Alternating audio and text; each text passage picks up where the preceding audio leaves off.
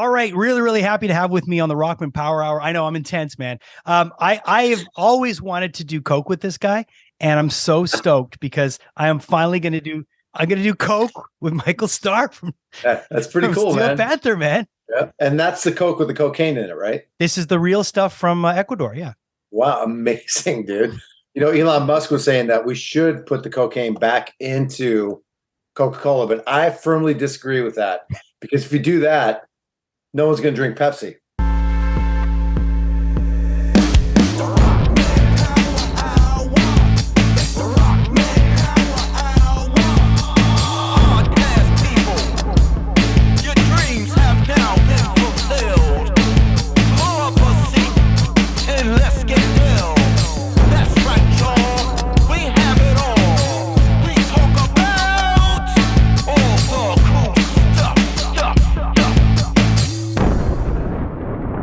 Hey, what's going on, everybody? And welcome back to the Rockman Power Hour. I'm here with my co-host, Ryan Stick, and we are really, really happy to be welcoming you again this week for another episode. First off the bat, we just wanted to ask you, if you're enjoying this podcast, please like and subscribe and tell your friends about it. Share. We're always happy if we get any kind of feedback from you guys, and if we get any kind of love, especially in the old subscribe department. That really, really helps everything. So do us a favor and like and subscribe. Ryan, what's going on, my man? You doing good? I even accept tough love. Well, he could beat us down a little bit. Yeah, exactly. Like a 70s father, I don't think I don't know what you can say anymore. And what's great about this week's guest is that this is somebody that really falls in that category of, can you say that anymore? Oh, exactly. Yeah. Oh my goodness, man. Steel Panther rocks, but it's even, what tastes even better than a new Steel Panther album? What? Heartbeat hot sauce, man. The heartbeat of the Rockman Power Hour. The heartbeat of the Rockman Power Hour right here. The Scorpion is what I'm holding up. And I absolutely love these guys. Straight out of Thunder Bay, Ontario.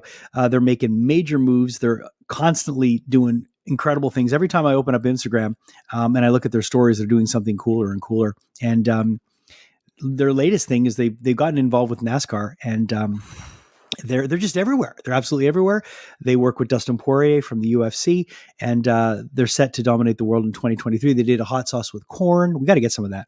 They did a hot sauce with In Flames, and they got a lot more scheduled for 2023. So if you like Heartbeat Hot sauce, by the way, In Flames and a hot sauce being linked together, that's fantastic. I know. So if you want to grab some of this, use our promo code right below here, Rockman20. We like to drop it in, and that'll give you 20% off your entire order. And thank you, Heartbeat Hot Sauce, for helping us keep the lights on and for being a product that we really, really use quite authentically. Like I use Heartbeat all the time. It's a funny story is that, she didn't use the code Rockman20. Perhaps she should have. But my good friend Jason's wife was trying to find him some dill pickle in time for Christmas, and there was no time to order it. So she was going to all the stores, Tickle Me Elmo style, trying to lock down some dill pickle, and found it. But just to say, the Heartbeat hot sauce people out there, there are people thirsting for your stuff, and tearing apart the stores for it. And all you out there, you can avoid that anxiety by using the Rockman code Rockman20 and buying yourself a whole big old box of it. You can get that incredible 6-pack. You can mix and match what you want, and big news for them as well. If you're in the Quebec area, I'm not sure if they're across Canada or if they're just in Quebec, but Metro grocers are now carrying Heartbeat hot sauce in every one of their stores. So kudos to them. Also, thanks to our friends at Studio House Designs for always keeping me and Ryan looking great in the latest threads. Ryan's rocking the Buffy, the Vampire Slayer long sleeve shirt. What does it say? Welcome to Hellmouth, which is what they call Sunnyvale. And nice. And it's funny. I have two Buffy the Vampire shirts that I'll probably wear the Spike one next time. But it's kind of funny. It's like, who's Buffy going to be with? It's going to be like, is it going to be Spike? Is it going to be Angel? And back in the day, that was like Team Edward and Team whatever. Back in the day, but much more interesting on better content. But yeah. Love triangles have always existed with vampires, dude. Just It's saying. true. It's true. There's always there's always something going on there. And I've got the Beetlejuice on, which is this is I think the second Beetlejuice shirt that they've done. I love this shirt. That is the other shirt that if people listen to last week's episode and know my pain of missing Casper, that is the other shirt that I missed out. Did you miss on, Beetlejuice too? Oh, damn. I know. What the hell? Those are like my stuff, my things. But you know what my thing is though. Also, Steel Panther, and and we got him as a guest today. That's pretty cool. Yes, we've got Michael Starr from Steel Panther on the show this week. We're really, really excited about this. Michael's a really rad dude. I got a chance to meet him for the first time the last time Steel Panther came to Montreal, and it was also just by coincidence the first introduction to the mascot that the Habs have included, Metal. And I heard that we are going to be chatting with Metal and his roadie in the next couple of weeks. We're getting exclusive access to both of them. They haven't done any press at all, so we're going to be chatting with them. But that was the first night that I actually met Michael from Steel Panther. Not true. Let me bring that back. Actually, that is not true. The first time that I met Michael Starr and Lexi was at Heavy Montreal when I interviewed them back in 2018 or 2019. So I have met them before. But I got a chance to chat with Michael and said, hey, would you be down to be on the podcast? And he was super cool about coming on. So here you go. We got him on the show. Really excited about this one. It's fun to chat with this band because their tongue is firmly planted in their cheek, and you and probably in many other cheeks across the world as they travel. They're that kind of band. They're the band that'll make you remember why rock and roll was fun, why it was cool, and why it was dangerous, and why a lot of people that were in rock and roll needed to go to the clinic quite often. Really well put. I love the interview. I've always respected the band, man. I always thought they were cool. And the thing is, I had to do a deep dive back into the stuff because I hadn't heard them for a while, but there's a funny reason for that. Me and my buddy Jason that I was bringing up before, when we were in our 20s, we thought, wouldn't it be great to start like a comedy 80s heavy metal band? And then we never fell through with it. And then Steel Panther came out, and it was so good that it's just kind of like I had to get over the jealousy first of all, and the band that could have been. And I never started. But now that I'm old, larger, and don't care anymore, I'm just like, wow, this band takes everything about the 80s. It is giving just the right amount of winking at the camera. But what's amazing though is that they're very authentic because all those 80s music videos involved a lot of bad acting before the songs and after the songs. And it's fantastic. They've got something special going on. And they're just, if you ever go to a Steel Panther show, it's fun. The albums are great to listen to. The lyrics are hilarious, and you can't take things too seriously. And if you get easily offended, do not even bother listening to this episode, or don't even bother listening to Steel Panther. Just turn this off and don't ever go down this road ever, because you'll get very upset. The new album's called On The Prowl, and the new song's called 1987. I think we chatted about that in the interview. You did, about the new song and about all kinds of great things, like the fact that Michael still lives in his mom's basement. And we traded secrets on energy drinks and what we like and stuff. So without any further ado, let's jump into this right now. Our chat with Michael Starr from the band Steel Panther.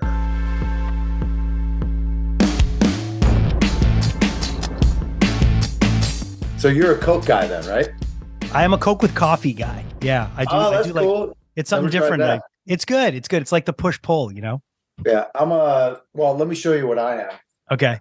This is going to be a shameless fucking product placement thing, but I'm grabbing one. I don't know if I told you, but my mom forgot to pay the gas bill, so there's no heat in the garage. Okay.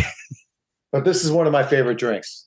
Oh, is that Monster? Yeah, and I'm not doing product placement. I'm just, since we're sharing caffeinated drinks, my go-to. All right. Well, listen, we're gonna talk to Monster after this and make sure they get this clip. Like, let's hear a good so we get the nice effort. I already did it. You were talking over it. Should I get another can? No, it's good. It's good.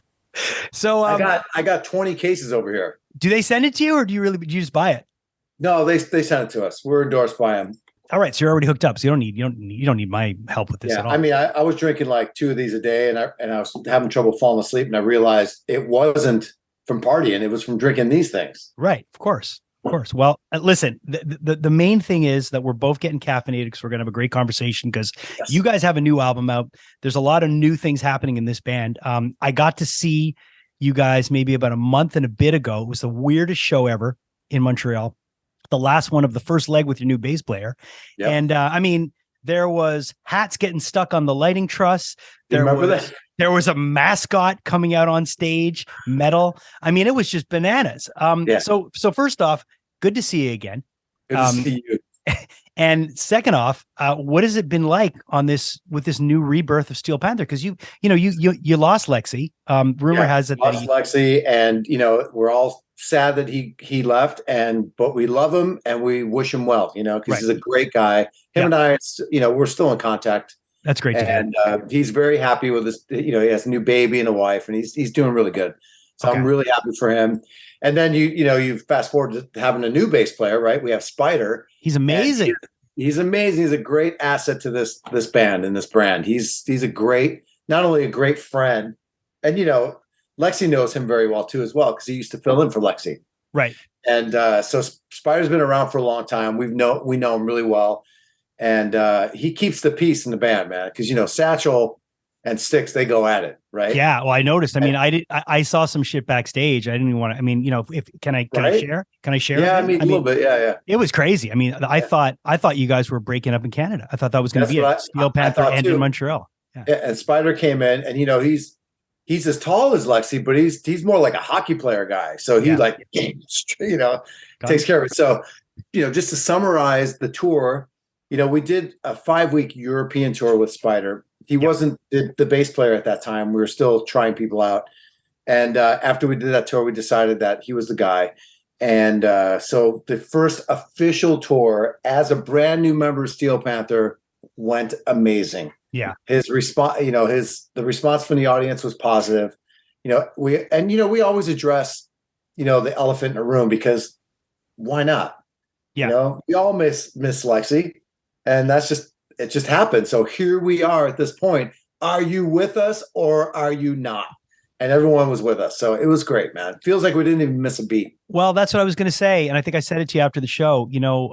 As much as Lexi was an important part of the band does not feel like it's lacking anything. And I say that with all the respect to Lexi, because when Lexi was on the side of that stage on his side, he was something else. And I've seen you guys with him and without him, and it's still Steel Panther. So I think I appreciate that a lot. I'm sure Lexi wouldn't like to hear that, but he's still, man, he's like, oh man, you guys are going out on tour. He's like changing diapers and shit. I go, yeah, bro, we're going out.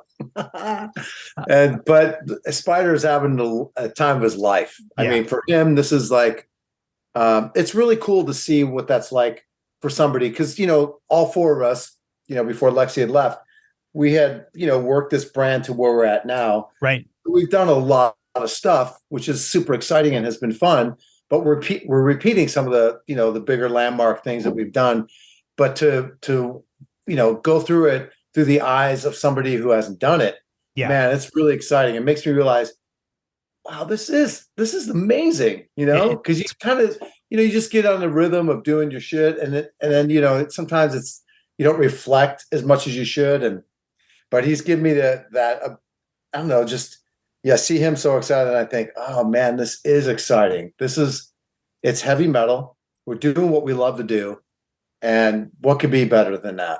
And the thing is, you speak to a lot of bands that are in the exact same situation as you, founding members that do go out with a new guy. And a lot of the time they say it brings new life into the band. It really does. Because it does make you see things through their eyes.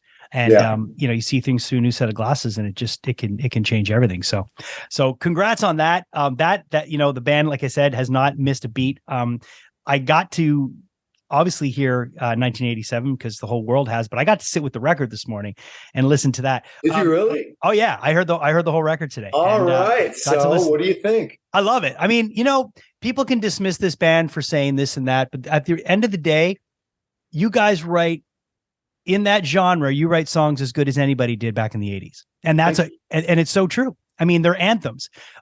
Maybe anthems that might not necessarily get the stamp of approval by everybody, by the cancel culture people. But man, I mean, I'm listening to that stuff. I'm like, these are great hooks. These are great solos. These are great parts. And the record sounds great. So I loved it, man. It's a great Steel Panther record. Thank you. I really appreciate that. We worked really hard on it through the pandemic. And I think once you feel like you're losing something in your life, which was our musical career, as everybody felt that during the pandemic, it was like, I don't want to say it was a desperate record, but it pumped in some extra juice to make something, just to, and then plus, not to mention how much extra time we had on our hands. Right. So we're like, all right, what are we going to do with this time? We can sit around and keep getting high, or we can actually do something, constructive. Yeah. So Satchel has a studio in his place. I have a mini studio in my mom's garage, and Styx has his studio at his house. So Satchel did all the guitars and all the parts, and so does Spider. He has a studio in his place. Spider recorded all of his bass parts at his place. Right. So you're able to really do it distanced. We're able to do it distant because Satchel is in Nevada now. So right. And Styx lives about an hour from me. So, I would drive out to Styx and he would produce the vocals with me and Satchel online. And we did it remotely.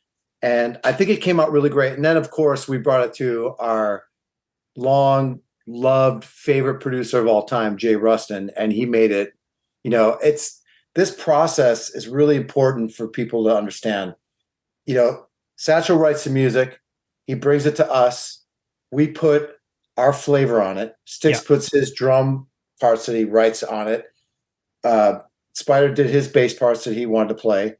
And then we give it to, and that same thing vocally. And then with Jay, he's like the extra magic that he puts all over it. And it just makes it just brings it all together. And then when I hear it, I just can't believe it's actually us, to be honest with you. He's like your Bob Rock. Yeah, he's our Bob Rock, man. He's like our genie in the bottle. We get to rub it and we get stuff that comes out. The what I really, really enjoyed was there's one song on the record. Unfortunately, it made me ask myself a couple questions as I showered after, and I really looked down and is it enough to satisfy you?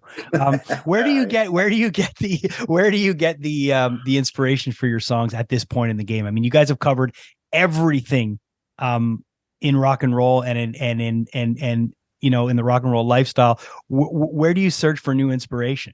Well, that's a great question, because for Steel Panther, it's a little different because we're a different kind of brand. We definitely have our own niche, but you would think, like, how many ways can you talk about having sex with a chick? Really, at the end of the day, that's what it boils down to. And for other bands, it's like, how many ways can we sing about being depressed and self-reflective? Right? Yeah. And for other bands, it's like, how do we kill? It's just like everybody has their own thing, right? And for us, I don't think we've even scratched the tip of the iceberg, really, because as at first we were just like going from experience, and then we start, we're on the bus and we're joking around and having a good time, and stuff just comes up, and Satchel will hear it, and he'll get on his phone and he'll put it in his phone. And same with record titles. He has a whole list of record titles. We'll just joke around and make, wouldn't that be a cool record title? Right. Wouldn't this be a cool song? And then he'll take it, and that's some of his inspiration. But for this record, I think, like, 1987, some people have said, where are the titties? Yeah. What's this? Sounds forced. This is not cool. This is not Steel Panther. But, it's not like we sat down and go, okay, let's, Satchel, write a clean song. We don't, never. Yeah. It's just like, this is what came out.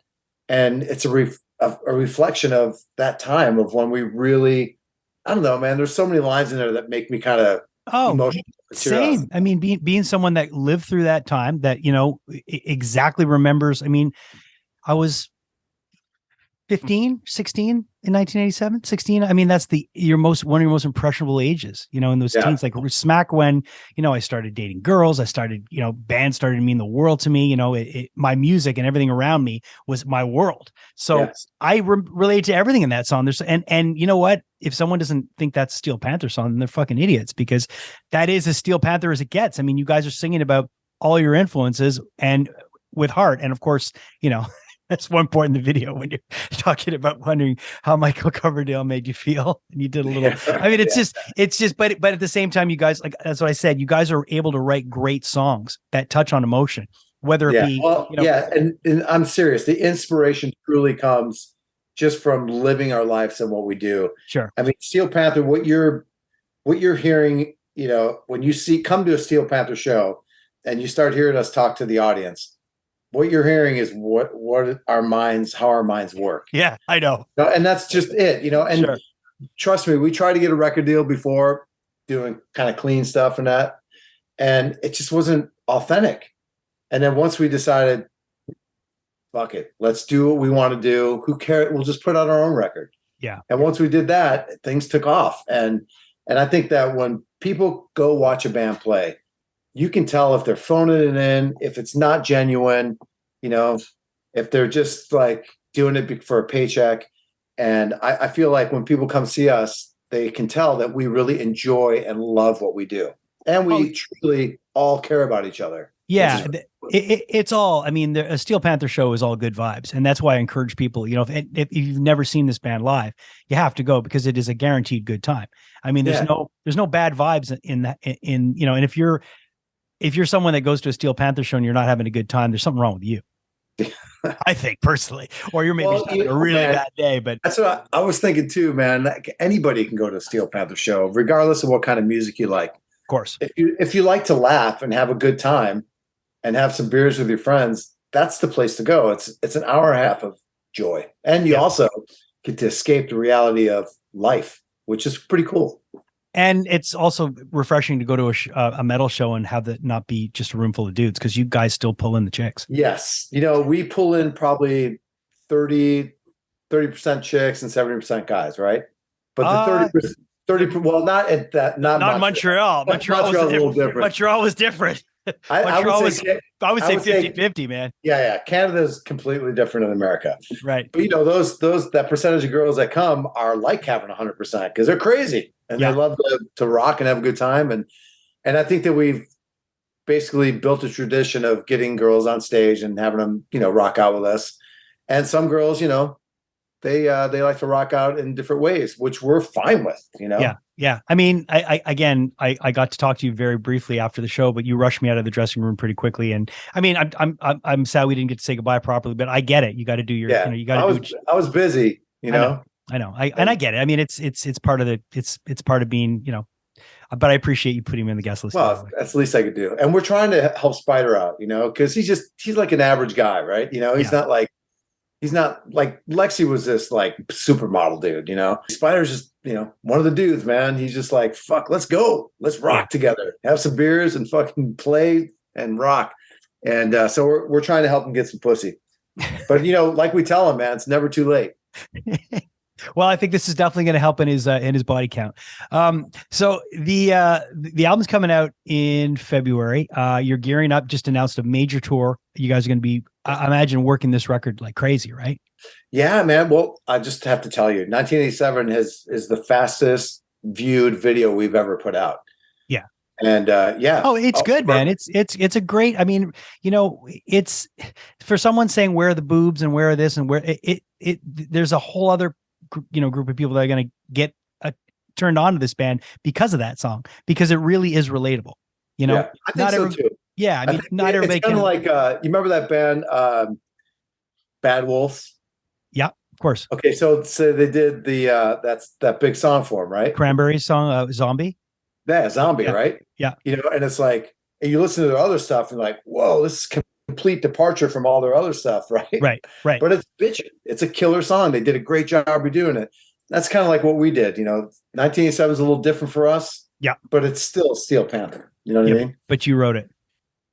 Yeah, but we wrote it. That's cool. No, listen. But, hey, okay, so we're almost, as we're speaking right now, we're almost at 500,000 views in about 6-7 days, right? That's crazy. Which is an amazing amount for this band. Yeah. Other bands like Metallica, they probably get that in like 2 hours. But for us, it's a huge deal. We're super excited.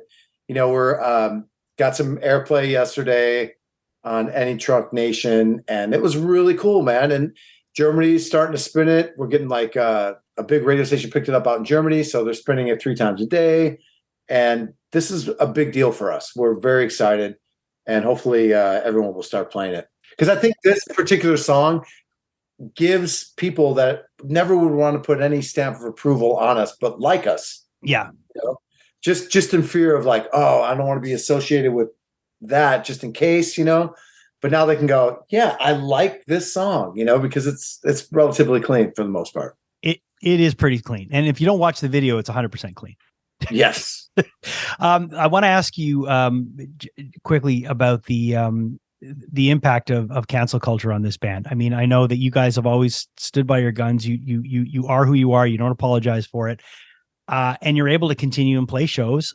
Have you had people that have come outside and that have picketed, that have complained? Have you had any of that happen or no? No, we haven't. And I think the reason behind that is because we're some people consider us a band that lampoons the 80s, or a parody act, or a comedy act, Right. So I think, you go see David Chappelle, I can't believe that guy didn't get canceled, right?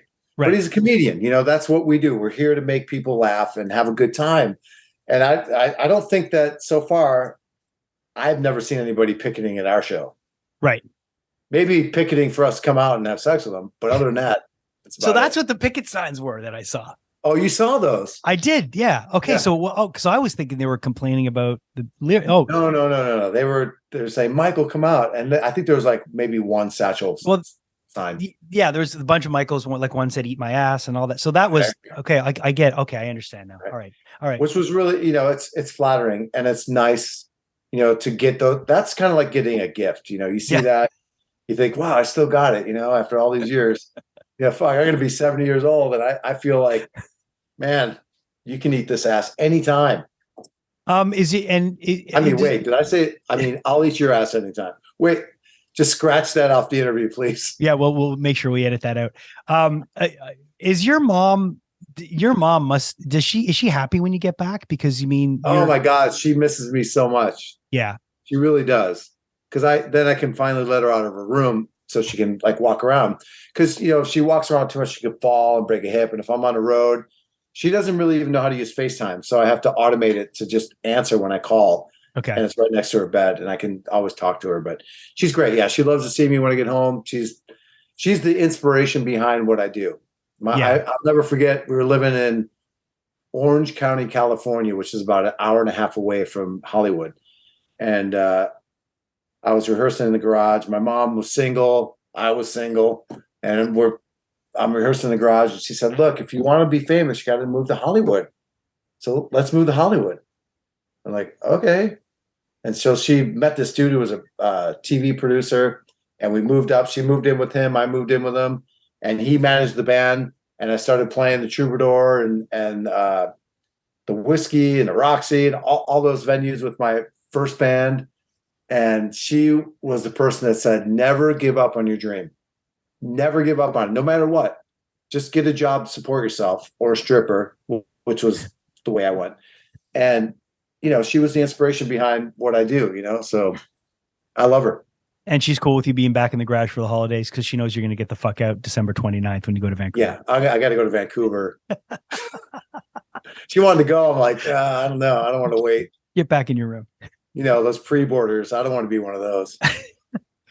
New album comes out in February. The tour is going to kick off. You're doing a couple more Canadian dates, and then you're heading back out North America and then going over to Europe. I really appreciate taking the time because I know you got a lot going on. Thank you for chatting with us today, and looking forward to catching up with you again. And success with the record, man. I love the album. I think it's great. And thank you. And I love the fact that this band takes what they do seriously, because we need more of that.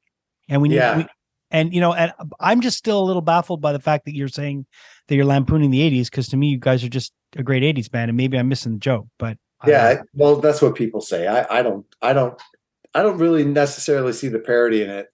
Same. I just feel like we just like to have fun. It just feels like maybe we are parodying. Feels like I'm still in high school with you guys. It's great. I don't know. Maybe one day people will just go, wow, they're just a great band. How about that? Let's just do that. I'm good with that. Right. Hey, I also want to say thanks for the texts. Sorry we couldn't hook up online before. It's all good, man. We got to hook up. We got to meet. And again, sorry I overstayed my welcome in the dressing room. I know you guys were busy. Oh, man, you're okay. It was no fun anyways. Yeah. I wish you would have stayed. I would have liked to have been in on it, but it's okay. Next time. Yeah. Next time. We'll rock it together. It'll be fun. Thanks for taking the time, man. All right, dude. Have a good one. So I hadn't heard 1987 until, you guys started talking about it. Of course, I paused the editing, and I go and listen to it. And I'm thinking, because there was a big thing where they're being criticized for not being as raunchy in music wise as they usually are. And I'm like, well, what kind of bar are we talking about? So then I Google Steel Panther, and the first music video that comes up is Glory Hole. And I'm like, oh, yeah. okay. There's a couple there. There's a couple of song titles that are questionable for a lot of people, but what was it? 17 Girls in a Row. Mhm. I think it's amazing. And you know what? If you want to call it a parody or whatever, I don't think it's a parody. I think it's just a great band that has funny lyrics. Yeah. Every genuine lampoon of something is always done with love and not vitriol. Yeah. And Steel Panther clearly loves the music, that genre, and where it comes from, and the fact that they're using the Kiss exposed approach to everything. Yeah. Is brilliant and comes from a place of intelligence. Even when they're playing the fool, you can tell a lot of brilliant thought process goes behind all the silliness. Absolutely. So thank you so much for being with us this week and enjoying the podcast. Again, we have a few people we need to thank. First off, we'd like to thank Heartbeat Hot Sauce, always having our backs. They are the absolute best hot sauce company in the world, and we consume this in copious amounts.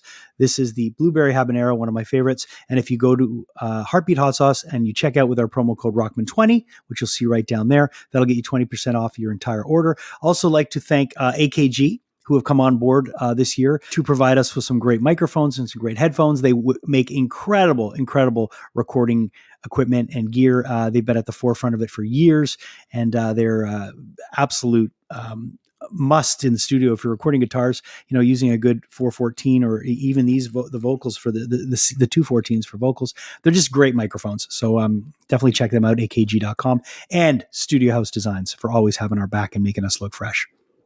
Great. Team Angel, yo. Nah, I'm Team Spike. We got some great stuff coming up in the next couple of weeks. Not sure who's going to be on. Look, like I mentioned, we've got a very, very special guest that's going to be coming on with his buddy, who has never, ever actually given an interview yet. I think we might be the second interview. If not, we might be the first. We're going to be talking to those people in the near future. And we've got some other stuff up our collective sleeves, or at least up your sleeves. And anything else you want to add, Ryan, before we get out of here? Oh yeah. Let's tell people to like and to subscribe, and let people. That's true. Please like me. Yeah, please like Ryan, like us, subscribe, and let us know if you're enjoying the podcast in the comments. And if there's anybody you'd like us to talk to, anything you'd like us to cover, please let us know in the comments. We're always open to suggestions, and we welcome it. We really, really do. And sharing this is the greatest thing you can do, is sharing us and giving us a like. We really appreciate it. A lot of work goes into this. So thank you to my co-host, Ryan Stick. Thank you to our producer, Julia Kajerski. And thank all of you for joining us this week on the podcast. Until next week, we'll see you on the Rockman Power Hour.